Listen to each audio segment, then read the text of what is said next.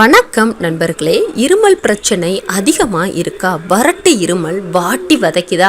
இருமலால் உங்களோட தூக்கம் ஒட்டுமொத்தமாக கெட்டு போகுதா? அப்படின்னா இந்த ஒரு வீட்டு வைத்தியத்தை மட்டும் ட்ரை பண்ணி பாருங்கள். எவ்வளவு நாள்பட்ட இருமலாக இருந்தாலும், எவ்வளவு கடுமையான இருமலாக இருந்தாலும் ஒரே நாளில் கம்ப்ளீட்டாக குணமாகி போகும்.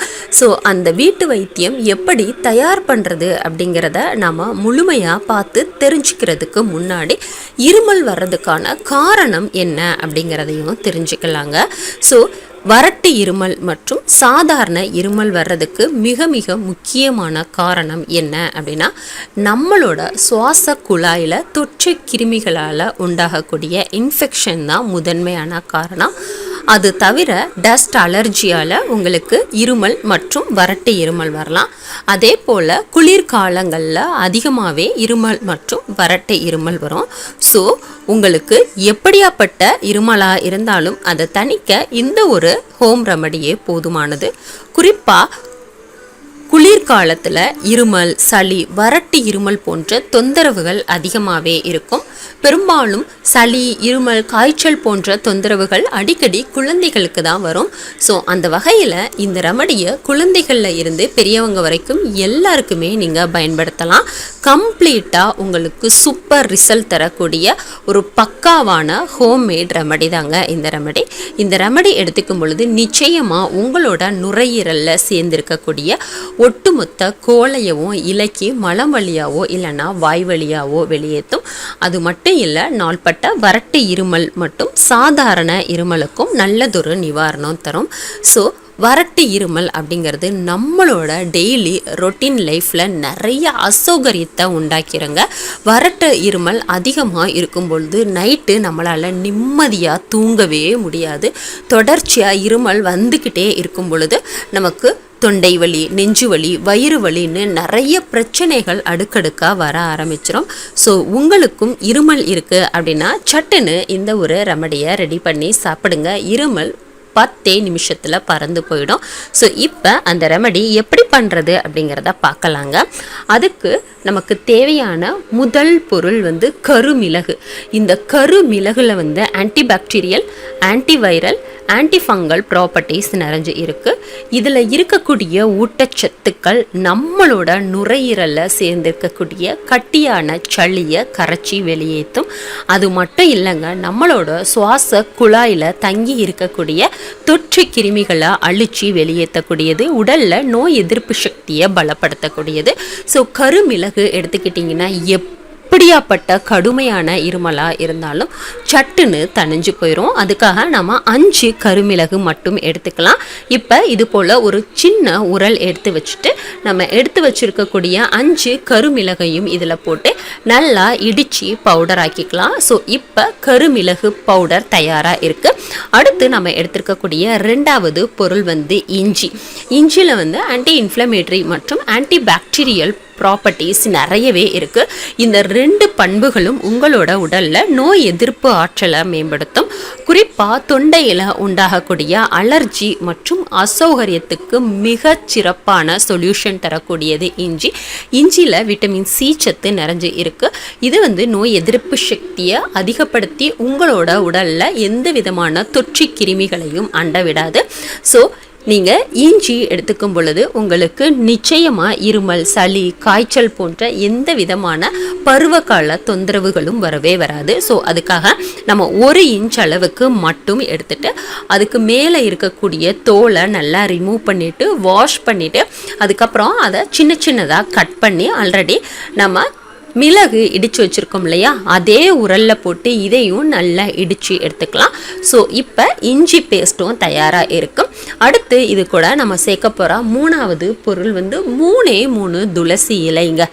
துளசி இலை இருந்தாலே போதும், நமக்கு எப்போவுமே சளி, இருமல், காய்ச்சல் போன்ற தொந்தரவுகள் வரவே வராது.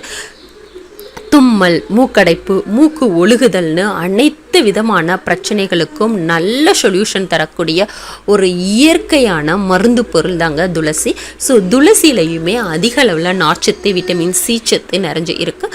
அது நம்மளோட உடலில் இம்யூனிட்டி சிஸ்டத்தை பூஸ்டர் பண்ணி கொடுக்கும். அதனால் நிச்சயமாக உங்களுக்கு எந்த விதமான தொற்று கிருமிகளாலையும் எந்த விதமான நோயும் வரவே வராது. குறிப்பாக சளி இருமலை தணிக்கக்கூடிய ஆற்றல் வந்து இந்த துளசி இலையில் நிறைஞ்சு இருக்குது. ஸோ பெரிய இலையாக இருந்துச்சு அப்படின்னா ஒரு 2 இலை இருந்தாலே போதுமானது.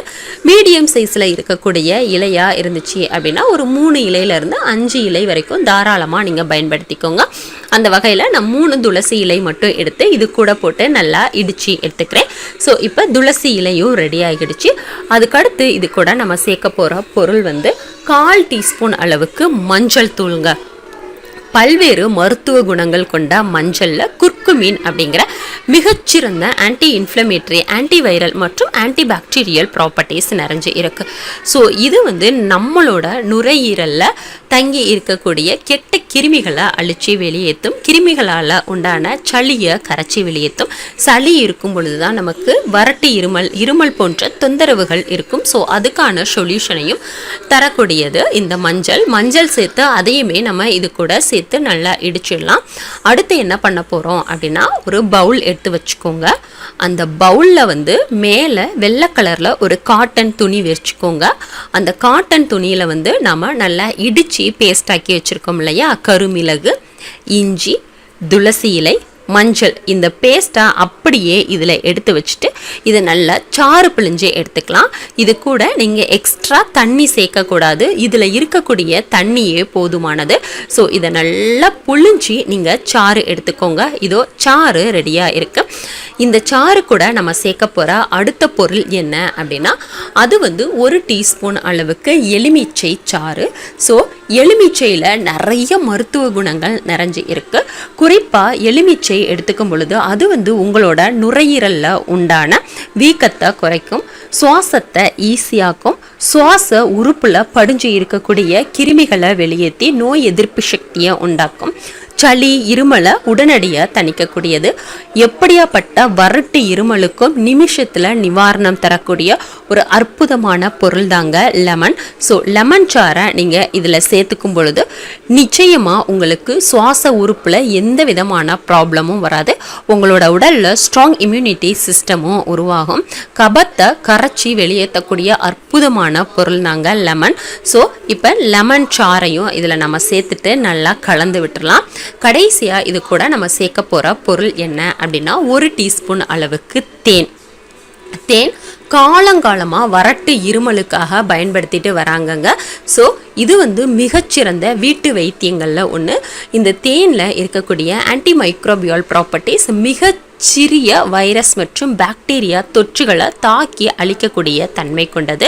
நீங்கள் அதிகப்படியான வறட்டு இருமல் மற்றும் இருமலால் கஷ்டப்பட்டுக்கிட்டு இருக்கக்கூடிய டைமில் இந்த ஒரு ரெமடியை சாப்பிட்டாலே போதும், இருமல் சத்த நேரத்தில் தணிஞ்சே போயிடும். இதை வந்து குழந்தைகளுக்கு கூட நீங்கள் தாராளமாக கொடுக்கலாங்க.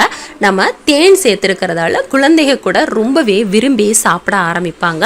ஸோ இந்த ரெமடியை நீங்கள் முயற்சி பண்ணி பாருங்கள். எவ்வளவு நாள்பட்ட சளி, இருமல், காய்ச்சல், ஜலதோஷமாக இருந்தாலும் சட்டுன்னு தணிஞ்சு போயிடும். நீங்கள் இந்த சூப்பர் ரெமடியை ட்ரை பண்ணி பார்த்துட்டு உங்களோட வேல்யூபிளான ரிசல்ட்டை நம்ம கூட கமெண்ட்டில் ஷேர் பண்ணிக்கோங்க. இந்த ரெமடியை நீங்கள் எப்போ எடுத்துக்கணும் அப்படின்னா காலை இரவுன்னு 2 டைம் மட்டும் எடுத்துக்கிட்டாலே போதுமானது. சூப்பரான ரிசல்ட் கிடைக்கும். இந்த பயனுள்ள வீடியோ பிடிச்சிருந்தா லைக் பண்ணுங்க, ஷேர் பண்ணுங்க, கமெண்ட் பண்ணுங்க. இது போன்ற ஹெர்பு மற்றும் ஹெல்த் ரிலேட்டடான வீடியோக்களை உடனுக்குடன் பெற நம்ம சேனலை சப்ஸ்கிரைப் பண்ணுங்க நண்பர்களே. சப்ஸ்கிரைப் பண்ண மறந்துட்டீங்களா? இப்போ உடனே கீழே இருக்கக்கூடிய ரெட் கலர் சப்ஸ்கிரைப் பட்டனையும் அது பக்கத்திலே இருக்கிற பெல் பட்டனையும் எனேபிள் பண்ண மறக்காதீங்க நண்பர்களே. வீடியோவை பார்த்தமைக்கும் பகிர்ந்தமைக்கும் நன்றி.